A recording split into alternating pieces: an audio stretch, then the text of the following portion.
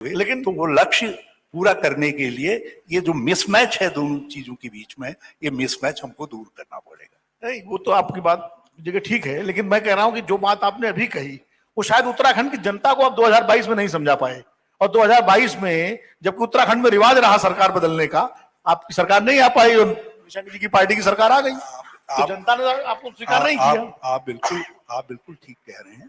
बल्कि चुनाव के दिनों में मैंने लोगों से कहा कि हमारे पास वो रोड मैप है, जिस रोड मैप के आधार पर हम 5 साल के अंदर प्रत्येक उत्तराखंडी की, कम से कम प्रत्येक उत्तराखंडी की, मैं शब्द यूज कर रहा हूं, प्रत्येक उत्तराखंडी की आय को, न्यूनतम आय को 5 लाख तक पहुंचाएंगे, और अधिकतम आय हमने कहा 7.5-8 लाख के करीब होगी। कुछ क्षेत्रों के अंदर जहां ग्रोथ तीव्र है, उन क्षेत्रों के अंदर ये आय और बढ़ेगी करके। लेकिन हम नहीं समझा पाए, क्योंकि देश उस समय केवल एक ही संगीत सुन रहा था, मोदी मोदी मोदी का।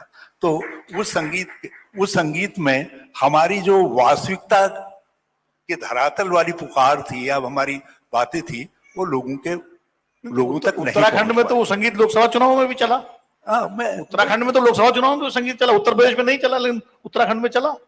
5 की 5 सीटें बीजेपी जीती। नहीं, वो मैं वही कह रहा हूं कि देश तो कहीं ना कहीं इसके लिए देश में बदलाव आ रहा है। 2024 में देश धीरे धीरे करवट बदलने लगा, महाराष्ट्र से, बंगाल से, यहाँ तक कि उत्तर प्रदेश से। लेकिन जरा सा हम दूर थे, हम 400 के पार के ख्वाबों में रह गए, और उसी में जो है भटक करके रह गए। तो इसलिए हम हार गए। लेकिन अब उस हार को चर्चा आगे के लिए वास्तविकता के धरातल पर लोगों को लाने के लिए राजनीतिक दल के रूप में हमको एक भगीरथ प्रयास करना पड़ेगा। हम प्रयास करेंगे।